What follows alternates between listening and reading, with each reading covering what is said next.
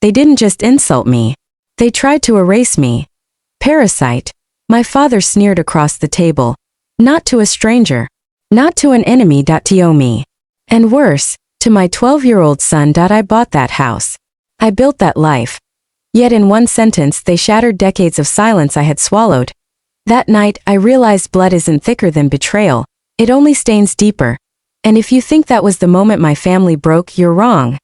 The truth is, we were shattered long before I was 18 when I first learned how disposable I was to them. My grandfather's will left me $100,000. For the first time I saw a door open, college, computer labs, a future I had only dreamed of. But one summer night, they called me into the living room. My father stood like a brick wall, arms folded. "We need that money," he said flatly. "For what?" I asked, clutching my acceptance letter like a lifeline. My mother wouldn't meet my eyes. "Your brother Martin. He's starting a construction business with your dad. It's a sure thing. We'll pay you back." Martin, the golden child, wasn't even in the room. He never had to be. "And what about college?" I whispered. "You'll figure it out. This is for the family," my father snapped. But their family never included me. It always meant Martin a year later. Their sure thing was rubble, debt stacked high, and my inheritance gone. Not a repayment, not even an apology. Just silence. I packed my life into a single duffel, laptop, $500, nothing else. Nobody stopped me. Nobody cared if I was safe. The streets buzzed with neon and laughter I couldn't touch. I was 18, walking alone, carrying nothing but rage and fear. The apartment I found smelled of mildew and cheap noodles. A mattress on the floor, thin sheets, 3 roommates who barely knew my name. But it was mine. College drained me dry. Classes by day, double shifts by night, waitressing, tutoring, stocking shelves. I lived on caffeine, ramen, and the belief that one day I'd never need them again. When storms cut the power, no one knocked to check if I was okay. When rent was due, no parent wired a lifeline. Their absence carved me into something harder. I studied while others slept. I coded until dawn, anger burning hotter than coffee. By graduation, I was at the top of my class. No family in the stands. No applause. Just me clapping for myself in silence. A tech job opened new doors. Paychecks replaced noodles with real meals. Slowly I rebuilt. Marriage followed, steady, warm, dependable.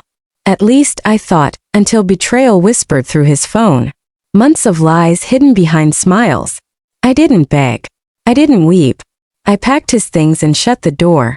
But when my son Eli was born, I vowed one thing.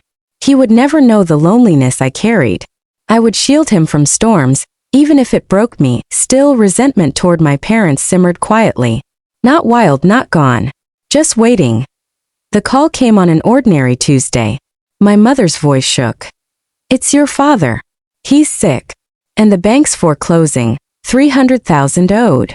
300,000. The same pattern. The same plea. "What do you want from me?" I asked coldly.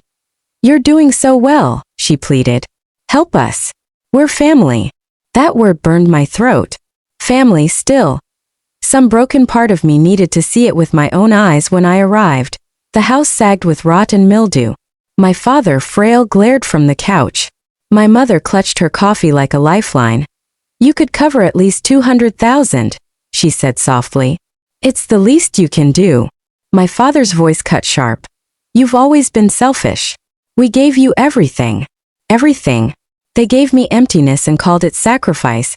And then Martin arrived, late as always, smirk plastered on. "Don't play the victim, Clara. Step up or watch us sink." But nothing pierced deeper than my mother's next words. "You and your son are just freeloaders living off what we built." She aimed at Eli. "My child. My world." That was the moment I stood. My chair scraped the tile. The sound louder than any scream. I looked them dead in the eye. My voice was steady, steel-wrapped and quiet. "Do not ever use my son as leverage. Family does not demand blood as payment. Family does not insult children to open wallets." The room froze. My father glared, daring me to fold. My mother scoffed. Martin scrolled his phone. But I didn't bend. I walked out. They wanted a public fight. Instead, I chose a private war, legal, precise. I bought their house from under them. I gave them terms. Fair repayment. Interest. Time. miss a payment and they were out. They refused. 30 days later, the house was emptied. I walked each hollow room without nostalgia. Cleaners scrubbed the walls. Sunlight poured through open windows. And when I rented it out, every cent flowed into Eli's college fund. That was justice, not revenge. Driving away, I whispered goodbye. Not to them, but to the girl I used to be. Storms still come. But Eli and we don't live under them anymore. Strength isn't shouting. Strength is choosing. Choosing when to stay, when to leave, and who deserves a seat at your table. People say blood is family. I don't believe that anymore. Family is who shows up, who protects your peace, who celebrates your no as much as your yes.